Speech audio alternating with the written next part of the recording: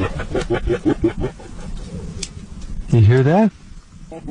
ल यार साथीहरु यो भ्लगर दाइको भिडियोमा त हैन भूतको आवाज आएर अब कतिजनाले त भूतको हो जनावरको हो हैन नेपालीहरुले त किचकण्डीको हो भनिरहेको थियो है यो दाइ चाहिँ हैन एकदम साइको भ्लगर हो भने किनकि है यो दाइले हैन त्यो हिनेको बसेको खाएको त्यो कोलाई भेटेको यस्तो खालको भ्लग चाहिँ बनाउँथेन नि त हैन कस्तो खालको भ्लग बनाउँथ्यो भने चाहिँ हैन त्यो साइको ठाउँमा जानी जंगलमा जानी हैन क्याम्प लगाउने त्यो काठहरु काट्ने आगो बाल्ने हैन त्यो दिन पनि यो दाइ आज पनि साइको भ्लग बनाउनु पर्छ भनेर अत्रङ्गी ठाउँ खोज्दै हिँड्रा थियो है जंगलको बाटोमा हैन अनि यो दाइले त्यो साइको ठाउँ भेट्टायो ल यो ठाउँ चाहिँ एकदम साइको रहेछ हैन यहाँ त अब क्याम्प लगाएर आगो बालेर काट काटेर हैन आगो ताप्न रेडी भइसकेको थियो दाइ हैन अनि त्यही आगो ताप्ने बेलामा हैन बाहिर त यस्तो आवाज आइदिरा भने